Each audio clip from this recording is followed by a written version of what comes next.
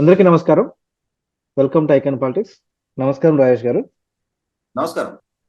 Sir, ఇంకా election code రాలేదు. అప్పుడే ఏపీలో ప్రజలకు గిఫ్ట్ల పేరుతో కొంతమంది నాయకులు ఆ, ఆల్రెడీ గిఫ్ట్లు ఇస్తున్నారు. ముఖ్యంగా ప్రార్థనాలయాల్లో లేదా చర్చల్లో వాళ్ళ పార్టీ సింబల్తో పాటు ఆ ఎమ్మెల్యే అభ్యర్థి ఫోటోలు ఇవన్నీ కలిపి గిఫ్ట్లు ఇస్తా ఉన్నారు. ఇది ఆ, కోడ్కి వ్యతిరేకం కాదా? అంటే కోడ్ రాకముందు ఏమైనా చేయొచ్చా? ఎంత పని చేయొచ్చా? దీన్ని ఎలా చూడాలంటారు? ఈసీ అసలు ఇటువంటి వాటి మీద ఎటువంటి చర్యలు తీసుకోదా? కాస్త మీ విశ్లేషణ చెప్పండి సార్. అంటే ఈ ఎలక్షన్ కోడ్ వచ్చినా రాకున్నా మతపరంగా ప్రచారం చేసుకొని అంటే మత ప్రచారం వేరు, రాజకీయ ప్రచారం మతం అనే ఎజెండాతో చేయటం వేరు. ఏ మతానికైనా తన మత భావజాలాన్ని చెప్పుకోవడానికి హక్కు ఉంది. ఆ మత ప్రచారం చేసుకోవడానికి హక్కు ఉంది. ఆ మతం తరపున వాళ్ళు పూజలు లేదు ప్రార్థన లాంటివి నిర్వహించుకునే హక్కు ఉంది. అంతేగాని మతం ప్రాతిపదికగా రాజకీయ కార్యకలాపాలు నిర్వహించడానికి ఆస్కారం లేదు. మీరు గతంలో 1995 ప్రాంతంలో శ్రీకాకుళం జిల్లాకు సంబంధించిన ఒక తెలుగుదేశం ఎమ్మెల్యే గారు ఎన్టీ రామారావు గారు శ్రీకృష్ణుడి అవతారంలో ఉన్న అంటే శ్రీకృష్ణుడి వేషధారంలో ఉన్న ఫోటోని ఎన్నికల ప్రచారంలో ఉపయోగించారు, వాడారు అని చెప్పని ఆయన ఎమ్మెల్యే పదవిని డిస్క్వాలిఫై చేసింది కోర్టు. అంటే మతపరమైన పోలరైజేషన్ పాల్పడ్డారు అని చెప్పని ఎన్టీ రామారావుని భగవత్ స్వరూపుడిగా చూపిస్తూ తద్వారా ప్రజల మనోభావాల్ని తనకు అనుకూలంగా మలుచుకొని ఓట్లు దండుకున్నారు అని చెప్పని ఒక ఎమ్మెల్యేని గౌరవ కోర్టు ఆయన పదవి నుంచి డిస్క్వాలిఫై చేసింది. నిజమే, ఖచ్చితంగా మతపరమైన పోలరైజేషన్ పాల్పడకూడదు.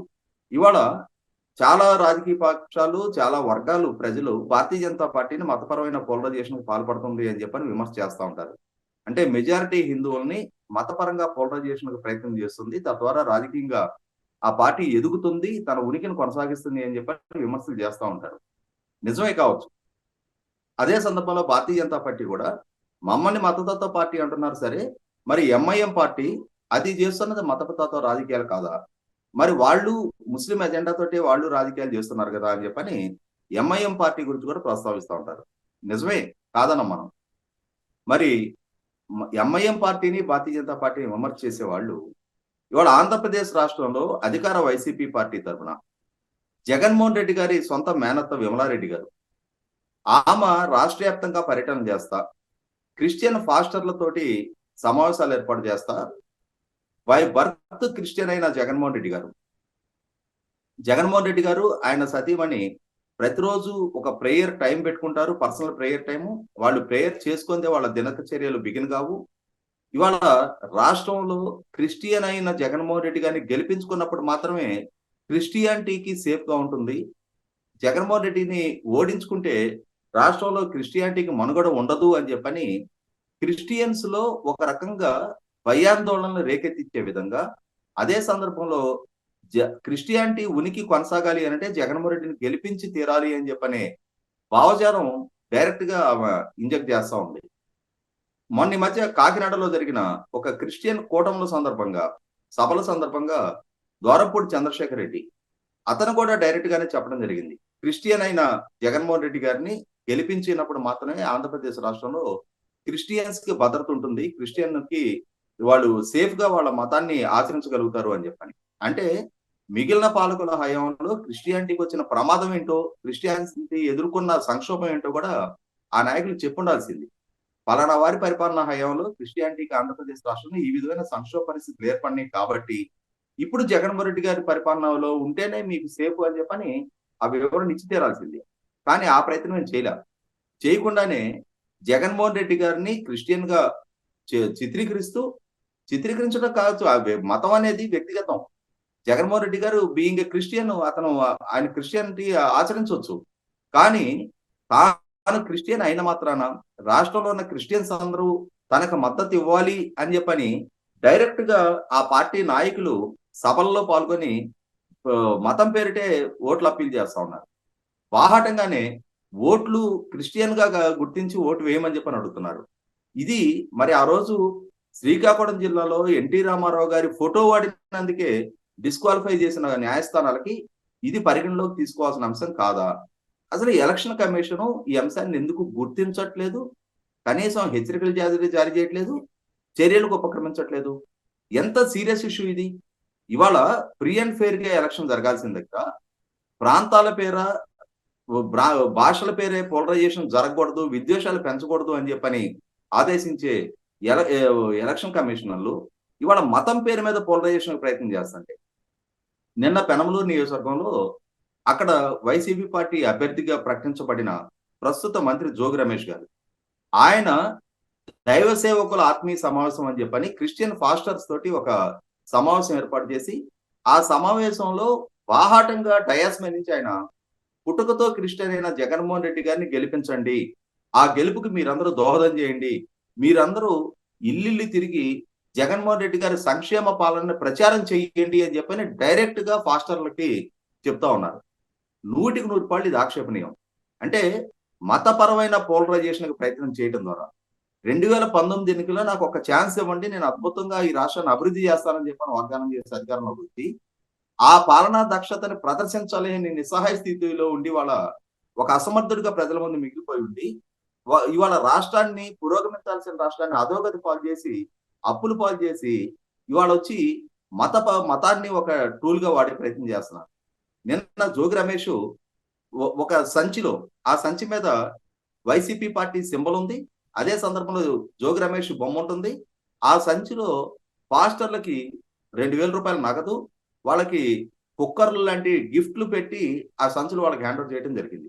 అంటే ఇక్కడ మతపరమైన ప్రసంగాలు ఒక ఆక్షేపణీయం, అదే సందర్భంలో ఓట్లు పేరిట గిఫ్ట్లు డిస్ట్రిబ్యూట్ చేయటం 100% ఇవాళ ఓటర్లని ప్రలోభ పెట్టడం, ప్రభావితం చేయటం, వాళ్ళకి లంచాలు ఎరగవేయటం అనేది ఖచ్చితంగా అది నేరపూరిత చర్య. అసలు ఇటువంటి వ్యక్తుల్ని ఎన్నికల్లో పోటీ చేయకుండా డిస్క్వాలిఫై చేయాలి ఎలక్షన్ కమిషన్. కఠినమైన చర్యలు తీసుకొని ఇటువంటి వాళ్ళ మీద ఒక 2-3 మీద చర్యలు తీసుకొని ఇటువంటి చర్యలకు పాల్పడిన ద్వారంపూడి చంద్రశేఖర్ రెడ్డి అయినా, అదే సందర్భంలో జోగి రమేష్ అయినా, వీళ్ళిద్దరూ ప్రజాప్రతినిధులుగా ఉన్నారు.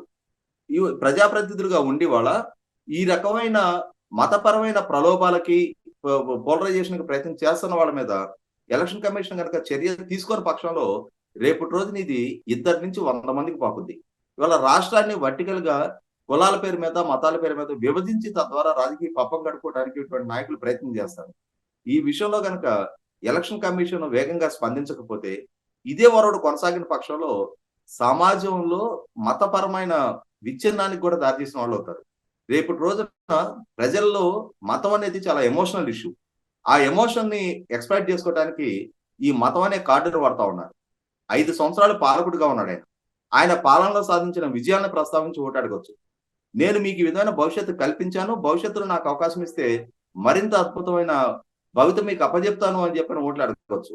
నేను ఈ స్థాయిలో మీకు ఉపాధి కల్పించాను, సంపద సృష్టించాను, ఈ విధమైన సివిక్ కమ్యూనిటీస్ క్రియేట్ చేశాను, ఈ విధంగా శాంతి భద్రతలు కాపాడాను అని చెప్పని ఓటు అడగడానికి ఆస్కారం ఉంది. ఆయన దగ్గర నిజంగా ఆ దక్షతలు ప్రదర్శించున్నట్టయితే, ఆ స్థాయి అభివృద్ధి చేస్తున్నట్టయితే, ఆ స్థాయి ఉపాధి కల్పించున్నట్టయితే.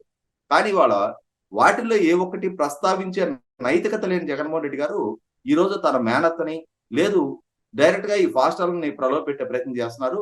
ఈ సందర్భంగా రాష్ట్ర వ్యాప్తంగా ఉన్న ఫాస్టర్లకు కూడా విజ్ఞప్తి ఏంటి అంటే, వీళ్ళు ఇచ్చే ఈ గిఫ్ట్లు కాసిపడో లేదా అధికార పార్టీ నాయకులు కాబట్టి మనం పిలిచినప్పుడు వెళ్ళకపోతే బాగుండదని చెప్పిన మొహమాటానికో మీరు ఇటువంటి నేరపూరిత చర్యలకు పాల్పడే వారిని మళ్ళీ మళ్ళీ గెలిపించడానికి గనక మీరు పాత్ర పోషించినట్లయితే రేపటి రోజున సమాజానికి కూడా మీరు అన్యాయం చేసినట్టే. ఇవాళ వాళ్ళు మీకు తాత్కాలికంగా కొంత అంటే గిఫ్ట్ లాంటి వాటిని ఏదో మీకు అందజేసి తాత్కాలిక లబ్ధి చేకూర్చే ప్రయత్నం చేయొచ్చేమో, కానీ మిమ్మల్ని నమ్ముకున్న, మీ మాట విని మీ మాటకి గౌరవించే మీ మందిరాలకు వచ్చే సభ్యులు భవిష్యత్తు ఒకసారి ఆలోచించుకోండి. ఈ రాష్ట్ర స్థితిగతులు ఆలోచించుకోండి. యువత పరిస్థితులు, పరిణామాలు ఆలోచించుకోండి. ఇవాళ రాష్ట్రం పురోగమిస్తుందా, తిరోగమిస్తుందా, పక్క రాష్ట్రాలతో పోల్చి చూసుకున్నప్పుడు రాష్ట్ర పరిస్థితులు, స్థితిగతులు ఎట్లా ఉన్నాయి అనేది వేరీ చేసుకొని మీరు నిర్ణయం తీసుకోండి తప్ప, వీళ్ళు చెప్పే ఈ మతం అనే ఒక కార్డు ప్రాతిపదికగా నిర్ణయాలు తీసుకున్నప్పుడు, ఈ రోజు మతపరమైన పోలరైజేషన్ ప్రయత్నం చేసినప్పుడు అది సమాజంలో విచ్ఛిన్నానికి దారితీస్తుంది. మిగిలిన పార్టీలకి, మిగిలిన మతాలకు కూడా మతపరమైన రాజకీయ ఎజెండా ఎంచుకోవడానికి ఒక ఆస్కారం కల్పించినట్టు అవుద్ది. ఆలోచించుకోండి. చూద్దాం సార్. మీరు గతంలో చెప్పినట్టు కొంతమంది డిస్క్వాలిఫై చేశారు అన్నారు. అప్పుడంటే ఈసీఐ స్వతంత్రంగా వ్యవహరించి నడిపించేది. ఇప్పుడు మరి అలాంటి ధైర్యం సాహసం ఈసీఐకి కూడా గుర్తుండకపోవచ్చు, అలాంటి రూల్స్ ఉన్నాయని చెప్పేసి, అలాంటి చర్యలు గతంలో తీసుకున్నా అని చెప్పేసి. చూద్దాం, మీరు చెప్పిన మాట విన్నైనా సరే కాసేపు ఆ విషయం మీద దృష్టి పెడతారేమో. చూద్దాం సార్. ధన్యవాదాలు సార్.